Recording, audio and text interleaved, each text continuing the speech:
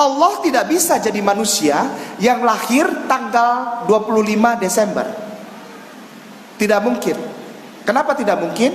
Karena berarti Allah menciptakan Allah yang lain. Sedangkan Allah sendiri berfirman bahwa tidak ada yang lain selain aku. Sembahlah aku. Tidak ada yang lain selain aku.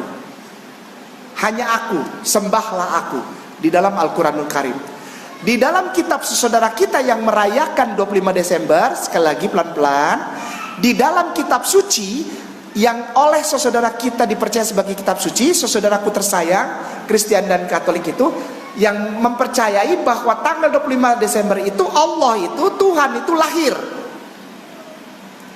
Ini saja sudah bertentangan dengan apa yang ditulis dalam Bible mereka sendiri.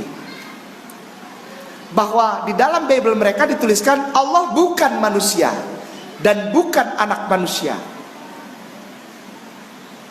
Langsung saja, Ustadzku yang tersayang, yang terhormat, saya minta maaf. Bolehkah Ustadz bukain di situ kitab Bilangan?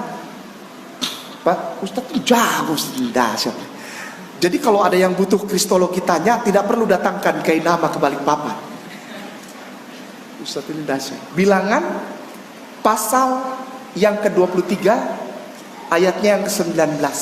Bilangan 23 ayat 19, menurut mereka merupakan kontradiksi terhadap doktrin bahwa Allah bisa dan pernah menyatakan diri bahkan berinkarnasi menjadi manusia. Padahal kalau saudara membaca teks itu secara saksama di dalam keseluruhan ayat itu, Bilangan 23 ayat 19 tidak mengatakan bahwa Allah tidak bisa menyatakan diri dalam wujud manusia. Misalnya Anda menemukan data yang sangat banyak mengenai penyataan diri Yahweh yang disebut malaikat Tuhan, Malak Yahweh di dalam Perjanjian Lama, dan klimaksnya adalah inkarnasi Yesus Kristus di dalam Perjanjian Baru. Nah, sekali lagi perhatikan apa yang dikatakan oleh Bilangan pasal 23 ayat 19. Allah bukan manusia, tidak titik sampai di situ, tapi dilanjutkan sehingga ia berdusta. Bukan anak manusia, juga tidak titik sampai di situ, tapi dilanjutkan sehingga ia menyesal. Masakan ia berfirman dan tidak melakukannya, atau berbicara dan tidak menepatinya. Jadi Bilangan pasal 23 ayat 19 sebenarnya tidak membuat kontras ontologis antara Allah dan manusia, walaupun kontras itu tidak disangkali.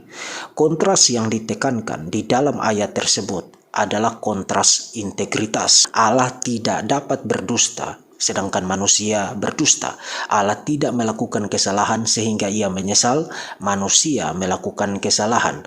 Manusia berjanji namun ingkar, Allah tidak demikian. Tetapi bahkan jika Anda membaca Bilangan pasal 23 ayat 19 sebagai sebuah kontras ontologis, Allah bukan manusia titik for the sake of argument, pun ayat ini bukan merupakan bantahan terhadap doktrin inkarnasi. Sebab inkarnasi tidak berarti bahwa Allah menjadi kehilangan natur kealahannya saat menjadi manusia. Doktrin inkarnasi mengajarkan natur kealahan Yesus tetap ada, tidak berkurang. Namun ia menambahkan kepada natur kealahan itu satu natur yang lain, yaitu natur kemanusiaan. Itulah sebabnya kekristenan percaya doktrin yang disebut dengan doktrin hypostatic union.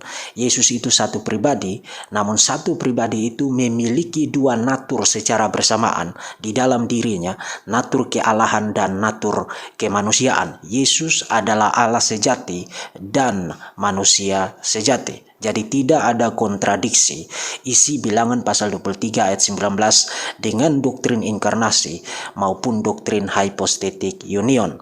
Quran sendiri sebenarnya menyediakan analogi yang cukup baik menolong Muslims untuk memahami doktrin inkarnasi Kristus. Quran 19 ayat 17 sampai 19 menyatakan bahwa Roh Allah menyatakan diri kepada Maria dalam wujud seorang pria sempurna.